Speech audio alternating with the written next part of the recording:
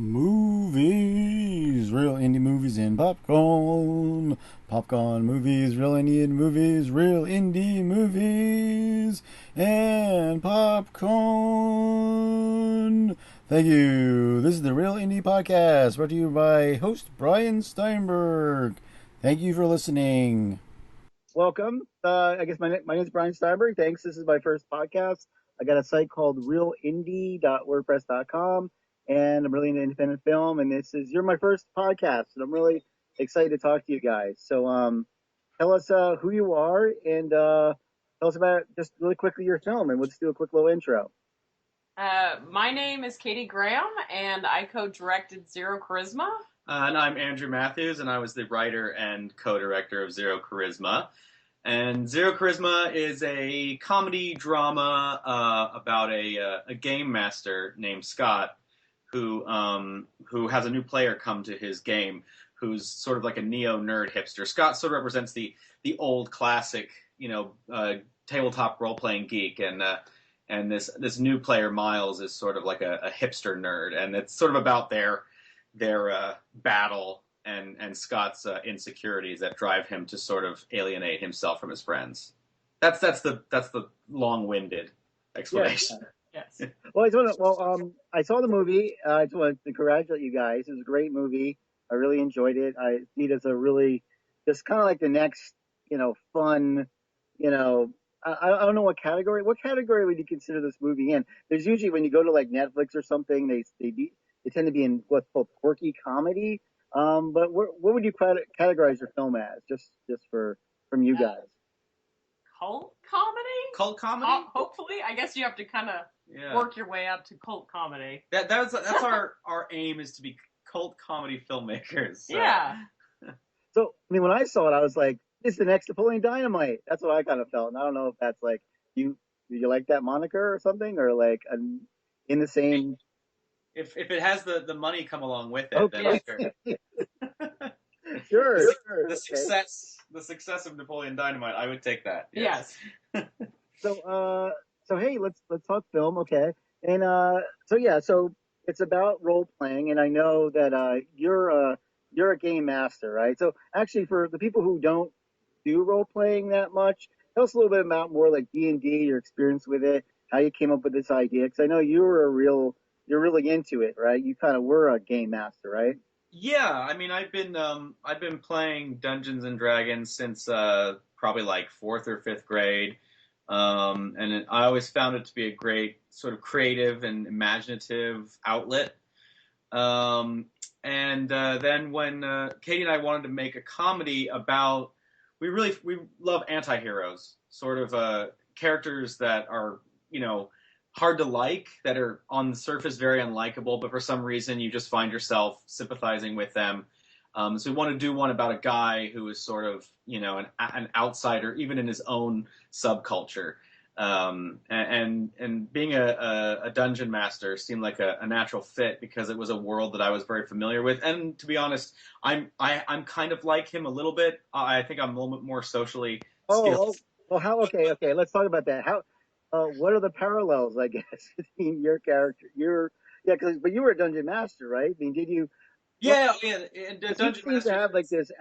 When you say like he alienates himself, part of the thing is he's such a controlling dungeon master, right? Or you feel? That's what I felt like, right? He just like it's his game, his rules, right? And that's like sort of the start of his beginning to alienate, or maybe history of alienation, right? Yes, he's a control freak. Actually, there's a lot of parallels between being a dungeon master and being a filmmaker, I would say, because you spend a lot of time working on something, working on a story, developing a story. You put the hours in so that people can experience your story in kind of a communal event.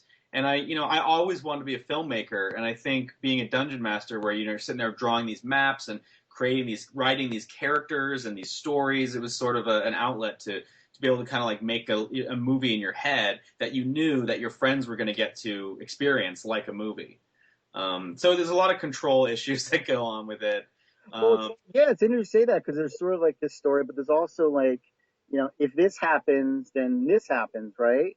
For a dungeon master, it's kind of the roll of the dice in a way, right? Like if someone rolls a 20 or something, then something happens with these characters and then they make another choice. So in a way, right, like script writing is like that, right? You kind of have to make all these choices along the way. Yeah, So big choice, but then also, you have to let go a little bit because, you write the script, you have Mm-hmm. this image, and then you might cast an actor who brings something you didn't anticipate to a role, and instead of fighting it like Scott would do, I think, and trying to be controlling, you have to allow these all these other collaborators that work with you on this film, from the DP to the actors, you have to allow them to shape the story as well. now, Um, now the lead of your film, I mean, was I just thought he was perfect, you know. And when now is that pretty much who you had in mind, the person who you did choose for your lead, or someone maybe a different type, or you just seemed like the guy when I saw him, like that's the guy.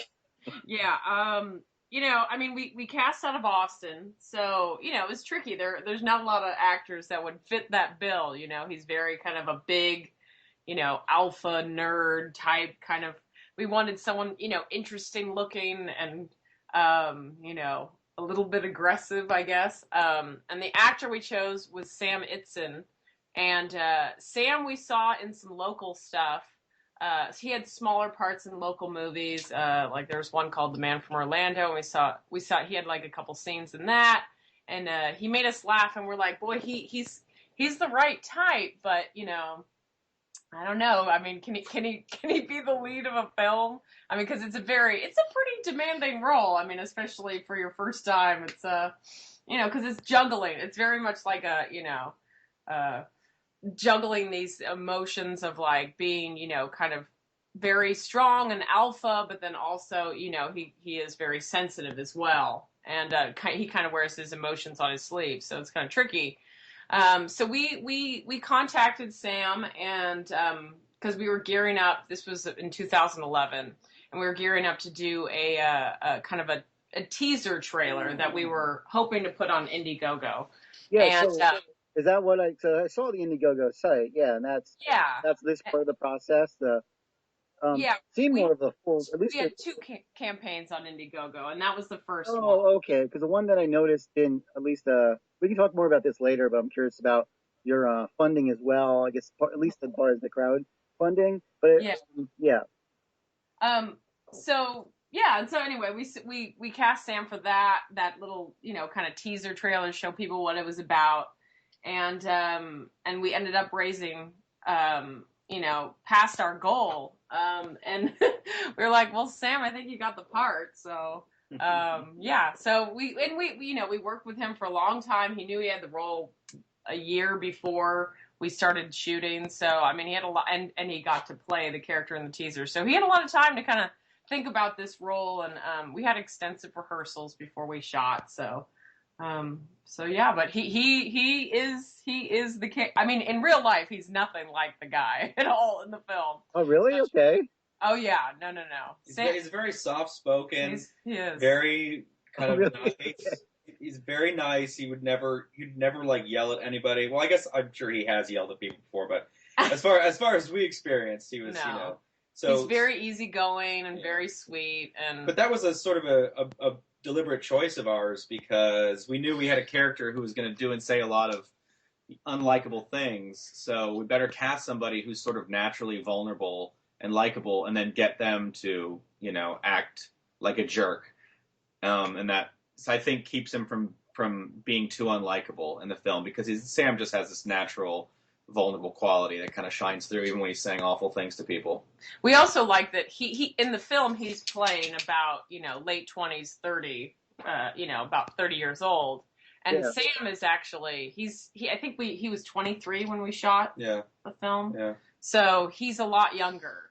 And we wanted that feel of like, we liked that about him because he had this like kind of very, because that's what the movie's sort of about, that this kind of arrested development kind of thing. So I think that worked on that level. Yeah, I mean, I guess in the beginning of the film, you kind of open with the game, right, or something like that, right? And like in all the people, I mean, I do feel this Arrested Development thing because everyone seems to be. It's not a high school or even it's not a fourth grade, fourth thing. It's like they're all adults, right? Yeah, That's yeah. the kind of intro conflict, I think, right? I don't give too much away, but I mean, one of the conflicts is that, you know, well, I guess you could talk about the intro conflict, I guess, of what starts it off. If you want to just give us a little intro into that, because they're all older, right? And their life has, Oh yeah, you mean how one of the players leaves because he's having marital problems? yeah, like, but he's older. This guy is Yeah, older, right? And, yeah. And that's something that as it's easier to find guys to play with when you're younger, but as you get older, people start. You just don't have 6 hours on in one day to do something like that. Typically, and the people who do you have to be pretty dedicated to it, and nobody's more dedicated than the game master because not only is he playing for 6 hours in one day, but then he's probably spent like 10 hours writing this adventure. Coming up with these characters, drawing all these maps, and collecting peripheral resources and that kind of thing. So somebody who can put that kind of dedication into a game that late in life is, that you have to really care about it, which we love too. We love comedies where the main character is so passionate. It doesn't matter what he's passionate about. It doesn't matter if it's something absurd or small. It's just like super passion makes for a good comedic character. well, yeah, and then he has to the process of finding a new person, like to interview people, and it's just this thing where he's so into it. I don't know if he can ever fit the bill. I almost thought it was like a chorus line where no one was ever gonna make it. Yes. They weren't gonna tap dance fast enough for this kid. They're like, or they weren't gonna prove it. They had to prove themselves that they were just. I mean, is that something? Because as a dungeon master yourself, I mean, they threw out the number 20 hours a week. I mean, we're talking like for a free part-time job for your hobby, man. Right. So is that something you were doing when you were a DM? Like it was 20 hours a week, like or more? It may have been. I put some time into those adventures. I like to be extra prepared too. I would write in great detail, and I'd draw this map of like this 6-story castle with all these rooms and everything. And then when you play the players just kind of they only see like 1/3 of it or something because they go straight to where they're meant to go and they leave. And so you do a lot of work that isn't seen necessarily, but I always felt like I had to do it just in case so that that world still exists, which is again is kind of like filmmaking. There's a lot of work that's perhaps not seen, but the fact that it's there helps create the world. Makes the world more real. Yeah. Yeah. Well, let's talk about the filmmaking. Yeah, let's talk about the filmmaking process. So, like, I guess it felt like kind of naturalistic, right? Is it more of a naturalistic style you feel, or it seemed like there was some handheld stuff, or how did you go about? I mean, how many days did you shoot? Was it all done in Austin? And like, tell us a little bit about more like how it was filmed and how you were able to organize all that. Um, we shot April 2012, and we shot for 18 days. We did 6-day weeks. It was craziness, and it was about 12-hour days, 13-hour days. Yeah, I mean, it was madness, and we did a handheld look. We just kind of wanted we wanted a very kind of intimate feel. It's not a very cinematic movie. And we knew that going into it. We just kind of wanted we really wanted it to have that feeling that the game table was really important, and the look of that and how that felt. Yeah. Was important to us, and we wanted it to feel very warm and comforting, especially Scott's game table. And we kind of took our cue from E.T. Because of the game scene in there. We kind of, we told our DP, Eliane Fenton, that was a look that we wanted to achieve. And our production designer, John Parker, and Ellie worked together to kind of like create a look that kind of felt, and it's his grandmother's home. So it does look like a little bit from another time. And we wanted that feel there, that kind of classic like D&D table look. Yeah, it wasn't we didn't plan on it being super cinematic. We don't have a lot of fancy, special effects or special shots or anything. But we did what was sort of more important to us as far as the look goes was the art direction and the look of the characters. So we spent a lot of time on art direction.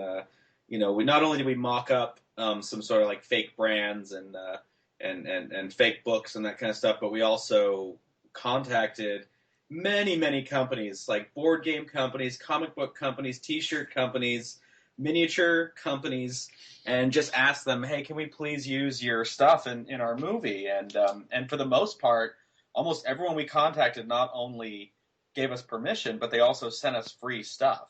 Oh, So geez. Well, hey, yes, Yeah. so for it's you, yeah, really you indie just people like out there, if you want put Lexus in your film, they'll send you one.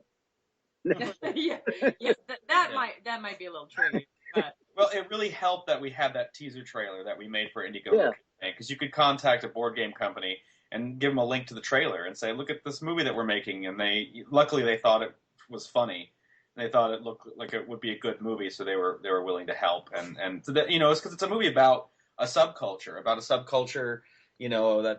a into subculture in pop culture, so yeah. you need these kind of references, and you need, like, what they wear to be identifiable, or it wouldn't really work. A And lot of so, indie movies of this size or budget, they tend to be just like empty apartments, white walls, nondescript costumes. Yeah, yeah. I mean, Yeah, I would agree. I mean, especially, I mean, you see that a lot, certainly at the student level. It's like, a futon on the floor, and that's kind of the whole set. You right. yeah, know, so yeah, I do commend you actually in his room. I mean, it really did create a world. You just assume that, I mean, it was a very full room. You imagine that's how a person in this, activity would have just tons of stuff, yeah. related to their, And that was tricky because we had to have the rights to all that artwork in that room. yeah, So we contacted, I contacted a lot of artists that that were artists for Wizards of the Coast, and asked them for artwork they did, separate from working for that company. And they people were so generous. They'd send it, they'd sign a contract saying, yes, you can use this artwork in the film. It's amazing what you can get if you ask for it. I mean, obviously we had to print up that artwork ourselves because we didn't want to, any cost to the artists themselves. But it's amazing what you can get. I mean, and that's the thing. Like, I think a lot of movies could do that. It did take a lot of time, though. That's the one negative thing about it, especially when you're a small operation like yeah, we are. yeah, yeah. I mean, one of the things that, I mean, you're able to get that, and that's great. And it seems like, I mean, where does like the bigger, I guess, geek culture fit in with this kind of, I guess, subculture? I mean, he couldn't have worn a Batman shirt, or he couldn't have worn, all these larger things. And I guess I'm curious, what would be the distinction? Is there like an issue within the geek culture, maybe D&D culture, about, other people try to co-opting this scene? Is that kind of a thing now? It seemed like part of the conversation of the movie too. Like, Yeah. hey, we're these people. We're not whatever cool, but we're having fun, and don't come into our scene. And I don't know if that's something I, that's kind of happening now, or I would think that most people who are into geek culture are welcoming, and if somebody shares their interests, they're perfectly happy with being friends. Like Scott's friends were with the newcomer. But what Scott represented to us, he wasn't your average geek. He's the that Luddite. He's like the guy who's the music snob who only listens to vinyl. And most people like Scott probably would have a Batman T-shirt or a Marvel poster or something in their bedroom, but knowing that we couldn't get that, it actually forced us to make the character more specific. And it made him so old fashioned that he kind of rejects anything modern. And even with the game and the original script, it was just Dungeons and Dragons in the script. That's what he played. And then we went, well, you know what? We're never going to get the rights to do that, or if we did, it'd be really tough. So why don't we just write in the script that he's made up his own game, that he writes his own games? And that ended up being a way to get around the legal thing, but then also to make the character a little more specific and a little more interesting. But to answer your question about the sort of battle of the geeks, I think it's just it's the difference between old fashioned and new fashions, and I think that the internet has a lot to do with it. That it's easier now to be a geek. It's easier now to research everything about Star Trek to own like every copy of every episode of Doctor Who. It's these things are easy to get now, whereas back when I was a kid, you had to really hunt this stuff down. You had to put a lot of time and money into it. So, I mean, when we started writing it, it was much more sort of where the hipster, the new nerd hipster, was sort of a villain. But as we were writing it, we thought it'd be more interesting if it was a little more ambiguous.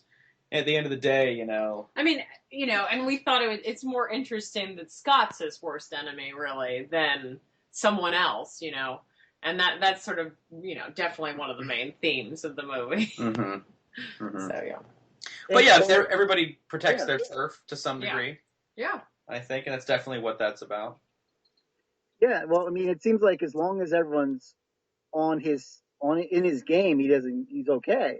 That's like his center, I suppose, right? You have to like, I guess what was the bumper sticker? I think that sort of spells out his attitude, right? When he's first like driving down, what is it saying? Like, I'm the dungeon. Because I'm the game master, that's why. Yeah. So I guess for me, do you find that seemed like it summed up his kind of attitude about life, maybe, or everything? Yes, definitely. Which is, that was what we were fascinated too by the character. Somebody who, has this one thing that they sort of build all their pride and self-worth on. And so if that thing gets threatened, we love to see how that character reacts to that. Yeah, so So I guess one of the things is one of the ultimate alpha master, I guess, was played by your dad. Yes, yes, that's right. So tell us about well, I mean, he's been in a lot of these kind of big movies, right? I mean, I've seen, wasn't he in like Lincoln and stuff and all that? Yeah. He my dad is a character actor in Hollywood, TV, and film for I guess about 30 years, 30 or 40 years. 40. We moved to LA when I was a little kid. And so I kind of wrote the role for him.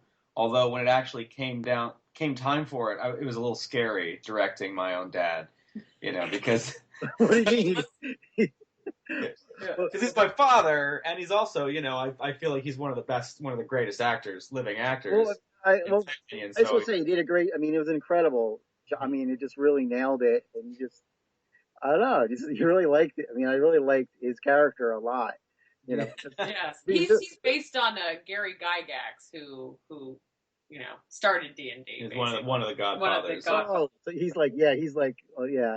I mean, within every subculture, there's that person that only they know. I mean, I wouldn't know. I wasn't, but you're like, oh no, everyone knows him, right? And you find like, you never heard of so and so. He's like the Elvis of D&D. And then you don't know who it is, but yeah, that was actually really stressful because my dad was doing a show in New York at the time, so he only had Monday. That was the only day off, and he had to fly out on Sunday night after his last show, and then we had one day to get that scene, which isn't that bad, except there was a lot of extras there, and we had we were in a location that we were unfamiliar with. Kind of more to set up than usual, and so it was a long day that day. It was a long, stressful day, but we managed to get it all. And you said 18 days, right? So, I mean, for all the people who are kind of new with filmmaking, maybe is that pretty much what we're talking about for feature-length films? Say 18 days, or is that short, or is that? I mean, I find that usually independent films that have little money and are making a film quickly, it's about 20 to 25 days, I think. Why quickly? I mean, we're not talking like Stanley Kubrick spending or Apocalypse Now, like, oh, it took us 3 years to shoot. So 18 days, it just seems like a really short amount of time. I'm like, oh, like I can do this film in a semester. Someone might, if I do 18 days straight for 6, it's like, it sounds like a short amount of time. So tell us about like, what do those 18 days consist of? Obviously, you spend a year planning for those 18 days or more, right? So yeah, I think that's the trick, is that you plan as much as you can, and we were, especially because it was our first narrative film, so we storyboarded like every scene. We knew that if you have scenes of people sitting around a table, that can get really tough to maintain all the eye lines You know, if you have different people talking to each other, you can, easily get confused and break the 180 rule. So we did a lot of storyboards, a lot of planning, and got a lot of advice too. Our producers were really on top of it, and our DP was really on top of it, and we got a lot of great advice from people too. I think somebody said if you do 5 script pages a day, that's like the most you can do and not be killing yourself, I guess. Yeah. So that's But I think some of the big, I mean, I might be wrong on this, but I think some of the bigger movies, like a big, action movie or something, they'd shoot for like maybe 2 months. Oh yeah, like studio films, two or 3 months. Oh yeah, months, yeah. So maybe 6 months, yeah. for some really complicated ones. Yeah, I mean, we probably got like only about three or four takes, for each shot before we just had to move on. So yes. On average, I would guess. Yeah. So there wasn't a lot of time to. There was not a lot of play time. There's not a lot of play time. Originally, we wanted to, just get what was in the script and then do some improvising. And then just have some fun. Once we knew we got it, it's like, nope. No, as soon as you get it, it was like moving on. We like barely made every day, just under the wire. Like, oh, we got the last shot. We had to, sort of drop some things we wanted to do that were more elaborate as we went along. But having a really an experienced crew helps a lot. Rehearsals help a lot, and just tons of prep beforehand. Okay, yeah. I mean, that's so. But as far as improv, I mean, is it something that you might want to do in the future? Because I find on the production, I do some short stuff too, and people improv all the time, and man, it's just hard to really like. Oh, God, I want you to do this, and all right, let's move some lights, and it's nothing. It's a little. It's great, but it's distracting. But it's great for comedy too, because you never know what they're going to come up with. There could be that great line, So yeah. Yeah, I mean, we'd love to experiment with it. I'm not. I guess we're kind of familiar with it, at least shooting it because we have a documentary background. Yeah. So certainly, I'm used to like taking a bunch of footage that was certainly not scripted and trying to build it into a scene. Make sense of it. Yeah. Yeah, and Katie's used to shooting that. But on the other hand, my background is also in theater because from my father, growing up like a theater kid. So that's obviously very scripted and rehearsed but I would love to play with improv at some point. Yeah. And I guess you just got to realize you have to have the time to do it. That's sort of what we want to do for our next project, whatever it may be, is make sure we have enough time to do more experimentation. I think that's sort of like every filmmaker's like, next time I'm going to have way more time. Yeah. Good. 3 more days. Yeah, next time. Yeah, that's right. I think I have a feeling, I mean, I'm not a psychic, but I have a feeling that it never works out. But yeah, but we want to give that a try. Mm-hmm.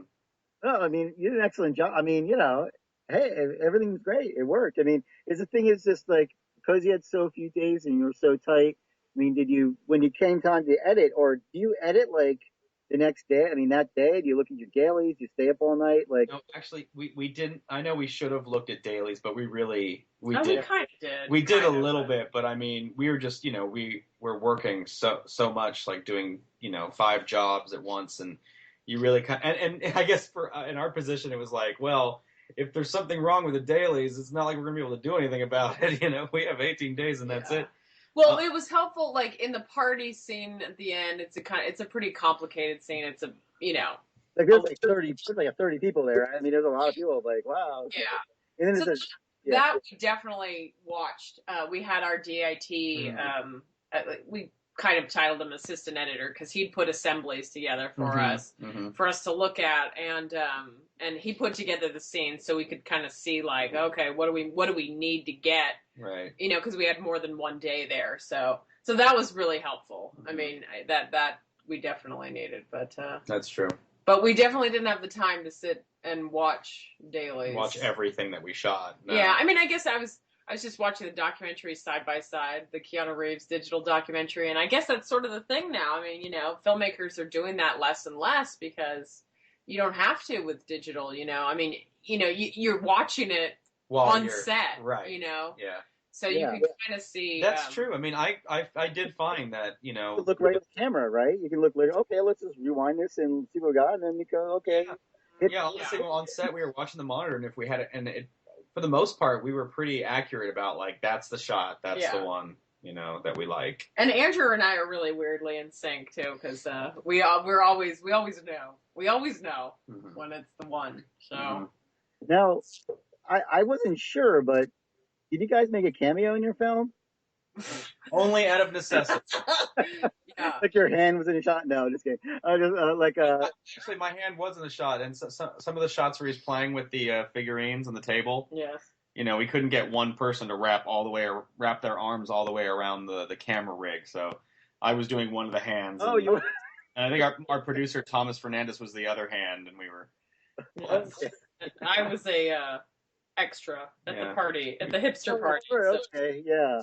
I wouldn't call that cameos though. That's when you start seeing the directors popping up in the background. That's when it's like desperate. Yeah, that was honestly that felt really weird to me. I was like, "What the hell?" Because we need an extra. It just needed to be more full of people. And I was like, "I'll go in there." I have cockeyed hair. I can look like a hipster here. And just run in there. I didn't even look in the mirror before I jumped in there. Now you're immortalized. And then I'm like, "Oh no." Now I can't see what's happening. Hello. Anyway, but you're just. I mean, it's really just like it's like running with a train or something. That's what it feels like. You are just. It's pretty insane. Once you start a production, there's no stopping it. And if you do stop it, you're in big trouble. So. But you felt pretty good. I mean, so with the 18 days, it felt pretty good. I mean, it's like what happens. I find with my stuff sometimes. I don't have that. I can't break the situation again, and I just have to take what I have. But were there scenes where you're just like, oh man, we got the 3 shots and it isn't, oh God, you get that cringe factor where you're like, it wasn't there, damn it, we're gonna have to use another shot.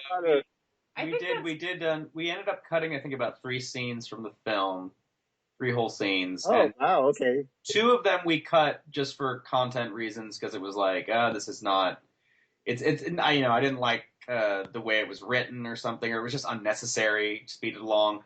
But there was one day that we had a plethora of technical issues, and so we cut. But that scene we would have cut anyway. What's tricky too is it when it's happening. That's kind of the worst. Yeah. You're like, oh no, this is not quite.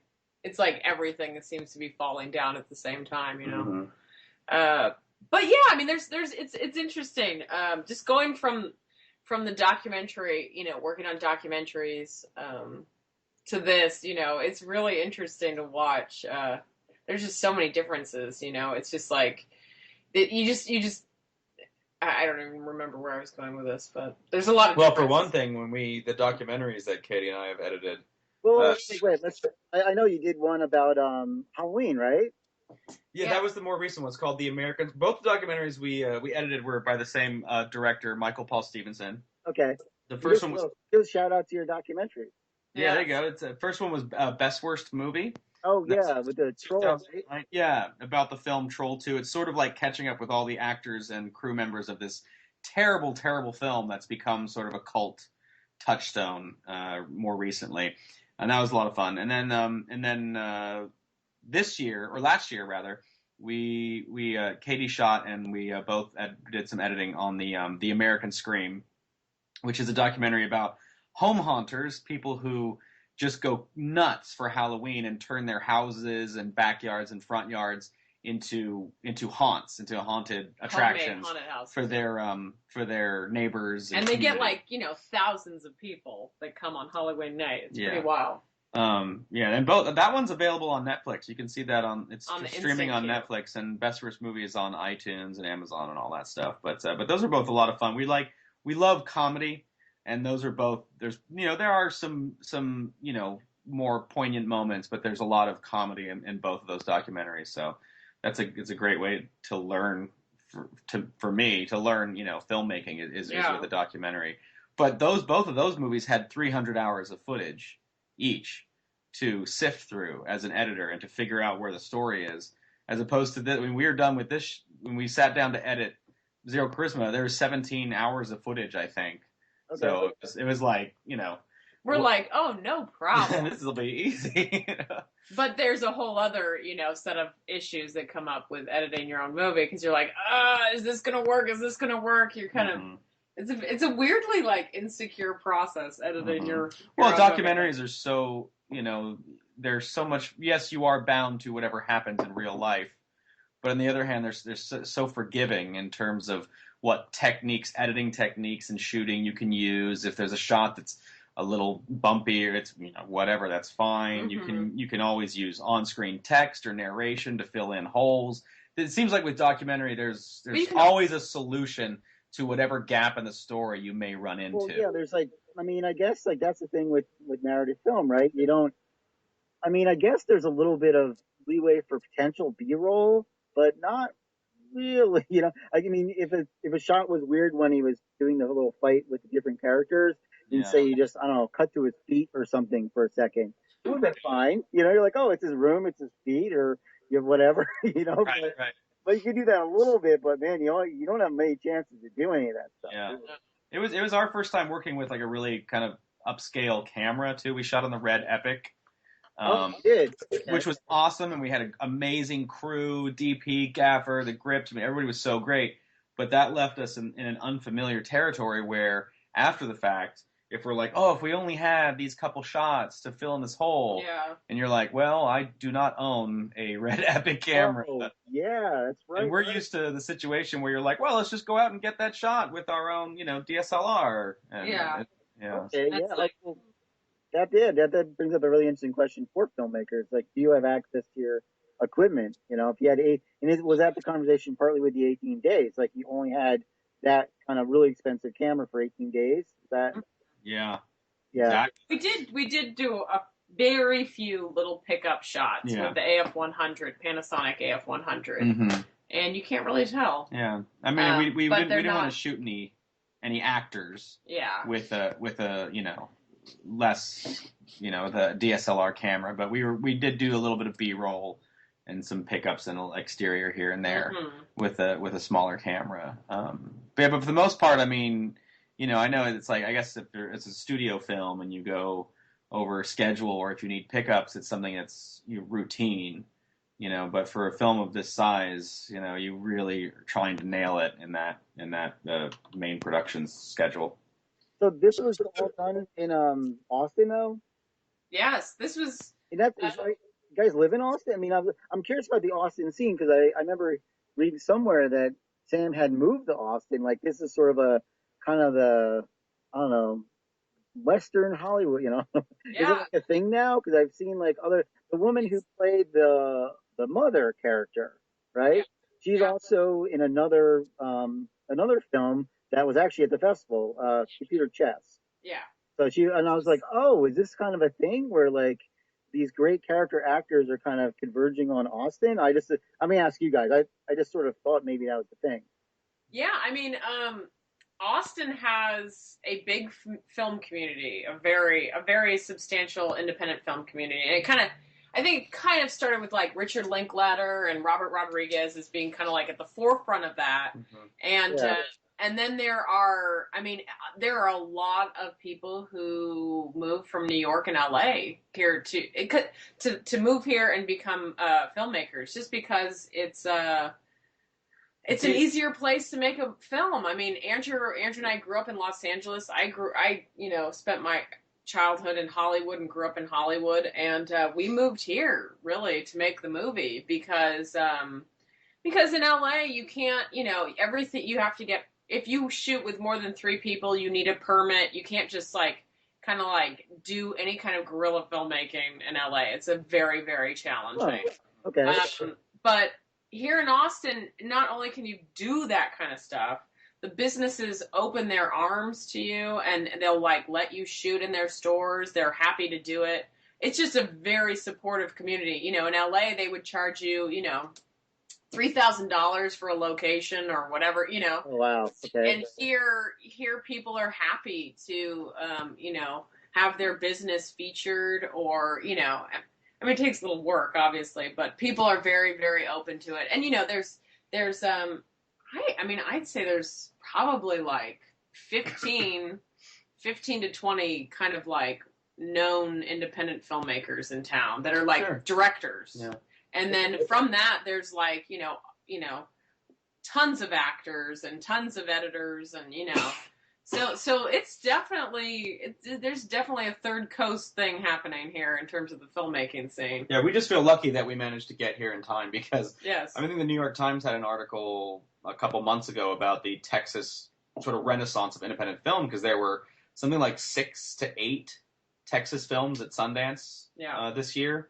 Yeah, some in Dallas. Some from Dallas, a lot from Austin. And so we were really like, oh, please let us get this film done and let us get it into a major festival so that we can sort of be part of this great time for Texas film. Yeah. Yeah, it's great. And also, if you've lived here for over a year, you can apply for an Austin Film Society grant, and they give $100,000 out to filmmakers in total. So, and I think they pick like 20 filmmakers they give grants to. So yeah, I mean it's just a very supportive town. Wait, let's back up for a second. You say did they give 100,000 total or 100,000 to each 20 filmmakers? No, 100,000 total. Okay. So we got a grant. It's only gonna be a stampede. No. I just see everyone I know like with a tripod over their shoulder and a camera and I know everybody. To Austin in the next 10 minutes. Yeah. I think that the most valuable thing is the community, though. There's just we so love all of the other filmmakers in Austin. We've become such good friends, and it's a surprisingly non-competitive community. Everybody's trying to support each other. Everybody wants Austin to become a center for film. And I really feel like it's that cooperative spirit amongst the filmmakers that's gotten Texas kind of pretty far on the map. Because, I mean, we got a lot of help. We came to this town. We didn't know anybody. And we just reached out to a lot of the filmmakers. And they sat down with us. They told us who's who and where to get resources. And it was amazing. Yeah. So, speaking of local business, tell us a little bit about Donuts and Tacos. Donut Taco Palace 2? Is that what? Wait, okay, I just have the next question. Okay, is there a donut taco? No. Oh, there's not. I mean, you can't get a... It's donuts and tacos. Well, so it's not like... Okay, I just thought like... That's a fair question because there are donut burgers in Austin, yes. Oh, so it's not a donut taco. No. I thought I could walk into that place and literally they could have like a donut shape, like a taco shaped donut that they cut, and fill it with taco filling. Oh my gosh! I know. Idea. Hey, that might. I wouldn't be. Austin would definitely be a place where that would happen. Yeah. If any place. I would. Yeah. So anyway, tell us about Donuts in Taco Palace. Yeah, Donut Taco Palace. Such a concept. 2, Donut Taco Palace 2 is a location we shot at. It's a real location in Austin. There are 3 Donut Taco Palaces, and we shot at 2. We went into number 1, and we wanted to shoot in number 1, but they were. I mean, it's a very busy business in town. So actually, I'm never going to write a scene in a donut shop ever again because these places it's so specific. That is so specific. I know, but it's like they do so much business. Usually when you start shooting is early in the morning, and these places do so much business. In the morning. Early in the morning, like none of them would close for us. They don't close. They would not close for you. Even if we were like offering money too, which was very unusual for us. But so and they managed to say, okay, if you come in, after like 11 or something, we can give you like 11 till sundown. It was a pretty tight schedule, but no, they were super nice, very very accommodating, and let us do it basically for free. Yes. They fed us a lot of donuts. Yeah. We ate a lot of donuts. We did. Too many. They're always, every time we went in there, it would be like pushing donuts on us. And I'm like, donuts. I can't do this. Yeah. Well, what do you mean? You don't need craft services. You just give everyone donuts. For See how long the crew stands for that. That's what our producer Ezra was all about. He's like, what can you give us? Actually, they did give us kolaches. We had a lot of kolaches. They were good. Yeah. What's that? A kolache is like, I guess it's kind of a Texas thing. It's like a sausage baked in In a donut. in a bread. No, not a donut. Like in a roll. Sausage baked in a roll. I think it's like a German or a Czech. Okay, yeah, sure. They maybe Yeah. do it with hot dogs here. It's like a bagel dog up here. I don't know. Yeah, it's like that. They use pretty decent types of sausages though, like a bratwurst or something. So, okay, cool. Yeah. Oh, I was really, I mean, that Austin thing I was just really kind of intrigued by. And, do you think that, was there an advantage of being an Austin film get into the, prestigious South by Southwest? Is there sort of a local, um, you know, initiative for the films that are made there to kind of have a slot in the fest, or is it kind of hard to get to a festival? Absolutely not. No. I'm not suggesting any malfeasance No, there. I'm just because I know, like, it's very, because for everyone out there, for example, listening, who has the dream to be like these guys, to make their first independent film and get into a major festival. I mean, like, I was just curious. Is it something about Austin? Well, I'm sure the South by Southwest programmers would tell you not. They would say no. We don't care where it's from. It's completely based on the quality of the film. That said, they did used to have a Texas category at South by Southwest. That's true. Yeah. Filled with Texas films. They've gotten rid of that category. There were a lot of Texas films there this year, a lot of Austin films. But And I'm sure there's some. I mean, there's general, right? I'm sure there's some bit of as a festival, and every festival we've been at so far does this. You know that you can fill a theater, with a local film. Yeah, that is that is definitely a film festival thing, because they want to sell out, seats and all that, So it's usually, they do. Although they said they did mention they had about 50 submissions from Austin. From Austin alone. Not Austin all Texas, alone. Just Austin. 50 submissions. Wow.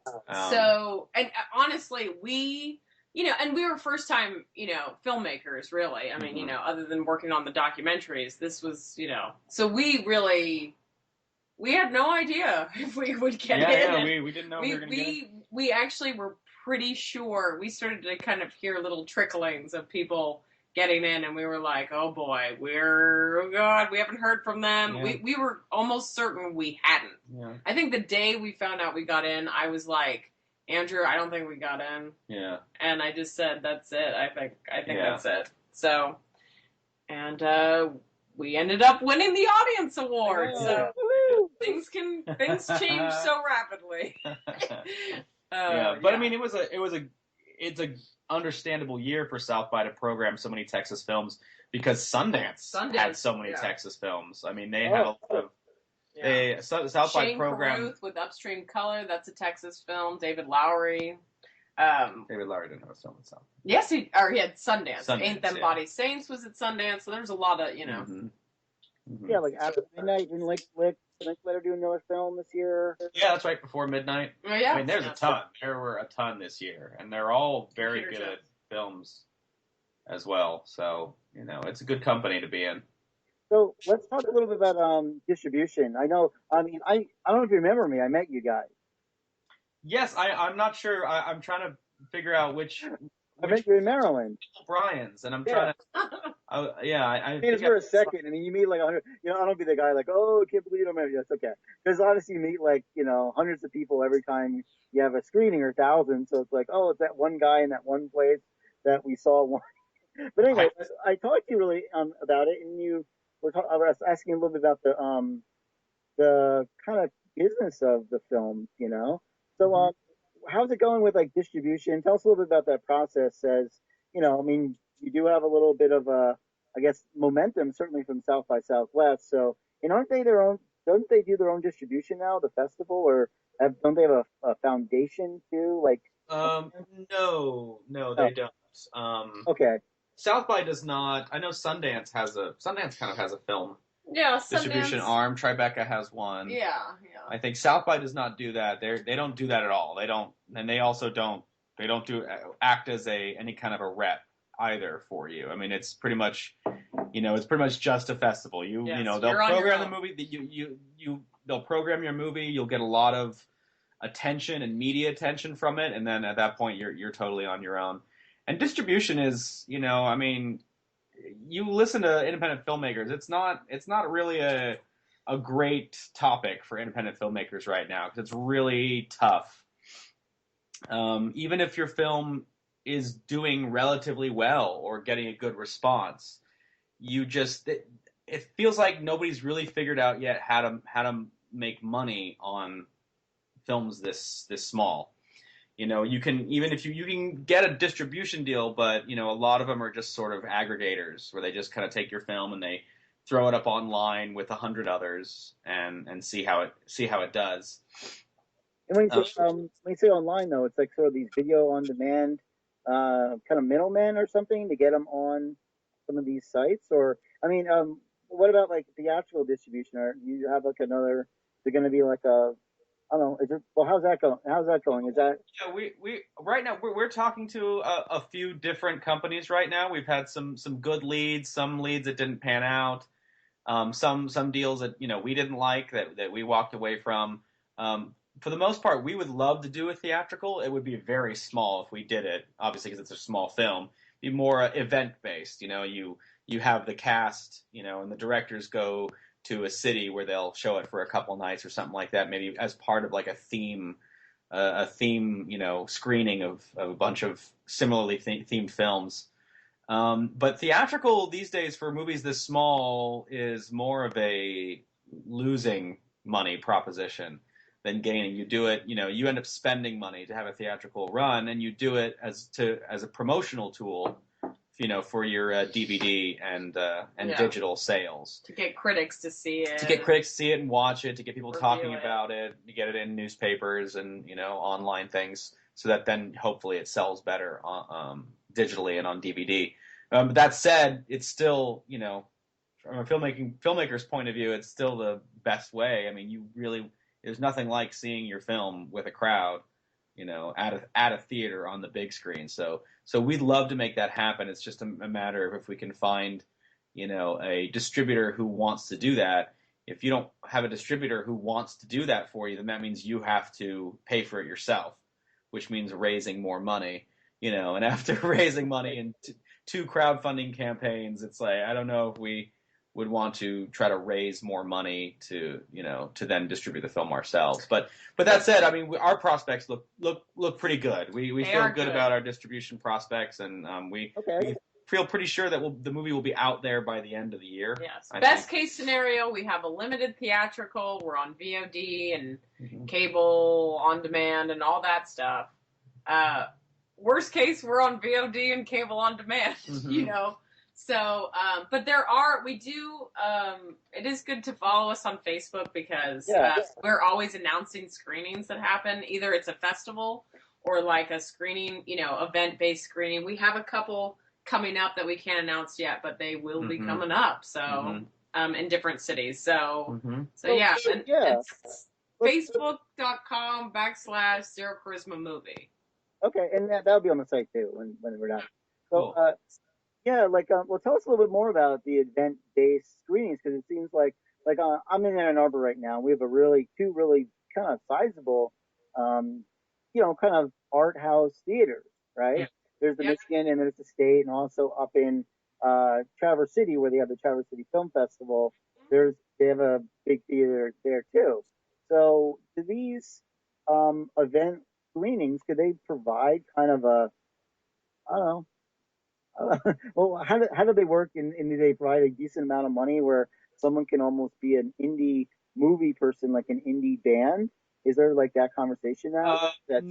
No. You end up, as a filmmaker, we would end up paying money. We basically, if we want, I mean, I would like doing the art house in Ann Arbor would be amazing, and we'd love to do that. But that would mean hiring a booker, I guess, somebody who knew the programmer there who could maybe talk them into showing it. Right. And then, the programmer would probably want a cast member or the directors to be there, so we'd have to fly ourselves out there. We'd have to pay for promotion. We'd have to get a publicist to make sure it gets in the newspapers, the local papers, and some online journals. And you can sometimes get a little bit of a screening fee, but it's not nearly enough to cover the costs of getting everything together. So that's that's why it's something that you actually have to pay out of pocket. But that's still something that we are looking to do if we can find a distributor who's willing to partner with us on that, and find somebody, who knows what theaters would be the best fit for it and is willing to put up some of the publicity money so that makes sure people come out and see it and whatnot. And there's also news. Have you heard of Tug? Well, yeah. Actually, I talked to the woman who, she said they did a pretty successful tug there. With I forgot the movie, but they actually did run a successful tug too. So, have you done a tug, or are you thinking about doing a tug? If you That might be something we do. We It's haven't possible, really... yeah. Oh, tell us a little. I mean, I know a little bit about tug, but just for people who don't know about it, I want to just mention really quick what it is. Or Honestly, I don't know if I'm the best person to explain I this. know. I think it's basically it's sort of like an internet company that helps you book theaters and get people to go see the film and sort of publicize it. And the way it works is that theaters partner with Tug, and basically, if you can get a certain number of people to say that they'll go see the movie, then the theater will program it. Yeah. It's sort of like I think it's sort of like a Kickstarter because people are purchasing their tickets ahead of time. Do they actually pay for them? Yes, I think they do. I think they purchase. no, it's like you don't pay until they hit the goal, just like Kickstarter say. Right, like it will go through if the screening goes through. Right. You put your credit card in, I think, right? Then it's like $9 or $10 or whatever. Right. And then if like the 100 people or the whoever number of people bought the tickets, then it's a go. Then they do it, right? That's actually an Austin-based company. That's right. Okay. Yeah. So yeah, I mean, even then, I'm sure like the theater probably takes at least half of the money that's made, and then Tug takes their percentage, and then the filmmakers take whatever's left, which is usually not enough to pay for the whole event or getting out there. But it's still, that's the cost of getting your film publicized, I guess. These days. So where's the money? Show me the money. That's a good question. That's a great question. Well, you know what? There are amongst the distributors we are talking to, there are some that are genuinely forward thinking. A lot of them. It's just that the landscape for distribution is changing so much and so rapidly, mainly because of the internet and because of increasing bandwidths and streaming video, that there are not as many companies as you would think that are really trying to innovate. A lot of them are just kind of sitting back on their heels and waiting to see what happens and waiting to see what the new system is.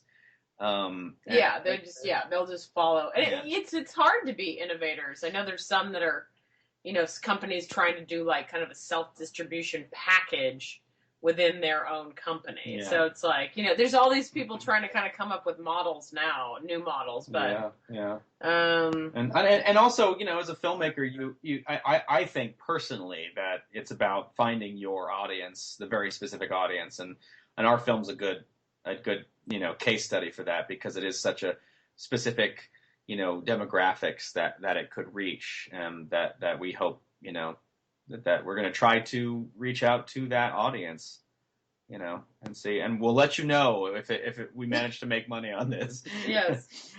Not that we're in it for the money. We love. All we want to do is make another movie. That's our big goal. We want to make another movie. We want as many people as possible to see this movie. That's sort of, those two things kind of go hand in hand, I think. So that's the main thing. There's not. It is very much like filmmakers nowadays are very much artists, not making money. There are some, I'm sure, you hit a certain level, you do, but at this level, at our level, at a micro budget level, you just want people to see your work. So it's sort of, it's like zines. Yes, exactly. Yes. So we're ziners now. We're filmmakers. It's a very expensive zine. Yes. Photocopy. The photocopy version of filmmaking. Yes. So okay. Now, when you talk about video on demand, though, where do you guys fit in? Like, what would be the cut, for example? Every time someone looks at that, gets that $3 Comcast, video on demand. Because I assume that's where like there'll be a theatrical release, but for the most part, what you're saying, you can correct me if I'm wrong, is that you'll probably will see it. We'll just know about it, and we'll go to, say, Comcast or whatever, Infinity or some other company. We'll find your movie through that, and then we'll pay the money, right? like how much does the filmmaker get out of that, say, 3 to 5 to whatever dollar? Oh man, I don't know. That's a tough Okay. one. I would guess somewhere under $1. I mean, who knows? Yeah, 50 I mean, cents, something it all like depends that. on how, paying Depends on the deal that you've made with your distributor, the deal that you've made with your investors, your sales agent, all those other people who get paid before you do. Okay. I'm sure it's easy to say that it's a definite low number. Yeah. That's I can count on that. I'm just trying to figure like what's the best if you want to support independent film. Like, how should we view your film? Ideally, go to the theater if it's playing. But like, where's the best way to give the most money to the artist? Oh yeah, I'd say on iTunes or something like that. I've heard I've been hearing different varying things from filmmakers. I've heard Amazon actually. Amazon? Yeah. When buying the DVD. Buying the DVD, yes. That's probably the most lucrative for a filmmaker. Yeah. Is actually purchasing the DVD. Which is now that's becoming kind of scarce. Yeah. So, Actually, interestingly, the biggest market I found for DVD is like the public library. Oh, interesting. Like Ann Arbor, I mean, I'm probably Austin the same way. They have a huge DVD collection there, And I was like, wow. I mean, I just go, it's like there's Blockbuster's not in town and went out of business, but the library has like tons of DVDs. Right. Like for everything from like TV shows to whatever, Yeah, that's true. That's right. So I don't know. You can get on the phone and call up these librarians. Yeah. And say, check out my movie. So what's next for you guys? Well, that's a good question. That's what we're trying to figure out right now. Just to give a shout out for like where you're going to be next. Let's just do like have a couple dates lined up for now. Oh, what do we have? Actually, well, we can only announce one thing. There's one. We have a couple things coming up, but none of them have officially allowed us to announce. Yeah, they're waiting. Yet. Yeah, they want to announce it first. So. There's good things in our future, but hey. Right now, actually, the next screening we can say is in Bethlehem, Pennsylvania. Woohoo! And that's tomorrow. Okay. At school, at the Southside Film Festival. Okay, hear that, Bethlehem? Be there. Great I'm really bummed we can't go because I'd love to see the movie played at middle school. Yeah, why not? Yeah, right. Yeah, well, we have that, and then we also are playing as at the part of the Cinema East screening series here in Austin, Texas, on July 7th. That's true. I forgot. Yeah, so we have 2 screenings that we can announce now.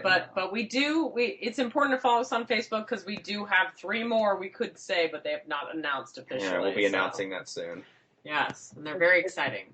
Just kind of an FYI, I told the woman at the Michigan Theater, and her husband is a crazy gamer. It's like, oh my God, okay, like maybe whatever. I'm gonna talk to her next week. Hey, yeah, do it. We are writing that down right now. Yeah, definitely. It's the Michigan Theater, and she just ran the film festival Cinetopia, the second year they're doing it here in Ann Arbor, and I just mentioned to her, I'm like, oh, okay, well, maybe, I don't know. Yeah. But anyway, yeah, think about the Michigan Theater in Ann Arbor. Yeah. Yeah. So I can maybe I'll email you guys for contact information. Definitely. Yeah, because I don't think we're going to be able to afford a booker, someone who. So we're going to have to do that ourselves, and that means, But I mean, it's like that thing though. If you're indie, you're just doing it all yourself. I mean, the question is, why aren't I mean, that's the frustrating part. It's like you do all these fundraisers to make the movie, and then it's like, then you're sort of paying kind of full retail for this marketing. Is that like the case? Am I exaggerating? No, I mean you spend a lot, and we try to do as much as we can ourselves to save money. But on the other hand, we'd like to move on to a new project too. So you try to balance it. You don't want to bury yourself. We don't want to be sort of publicists for the next year. We'd like to work on another project. But that said, all of this is so that we can do. We're so lucky to be able to make a movie. I mean, that's like been a dream for so many years. So it's all worth it. I mean, as grim as it can get sometimes, being an indie filmmaker, it's like, to be able to do it is a pretty amazing thing. Yeah. So yeah.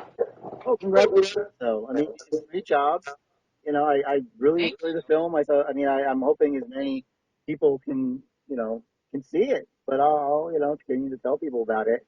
if it shows up in my town, I really love to, love to see it. Let's see. Anything else you want to end with? That's it. Just no, just follow us on Facebook and Twitter, and yeah, that's it. Thank you so much for having us. Yeah, and thanks for attending festivals too. Yes, that's a great thing to do. Thanks. Yeah. I'm going to Traverse City in a couple weeks, so that's fun too. If you ever been up to Traverse City, it's a really good festival there. So, yeah, so much of your travel budget, but yeah. you can put every festival. But well, thanks. And say your names again in your film, real quick shout out. I'm Andrew Matthews. And I'm Katie Graham. And our film is Zero Charisma. All right. Watch that film, everybody. All right. Thanks a lot, guys. Good luck. Thanks so much, Brian. All right. Thanks. Bye.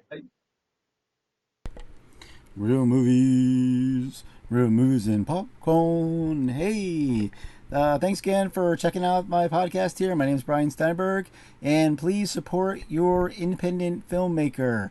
Go to your local independent art theaters. Go to film festivals. Check them out when they are doing their things on, video on demand. And support independent movies. Hey, if you got a movie that you want to recommend, please give me an email. Check out my Facebook page, Twitter, all the other great stuff out there. Now, hey, thanks again. Thanks for listening. Have a great Real Indie Day. Thank you very much.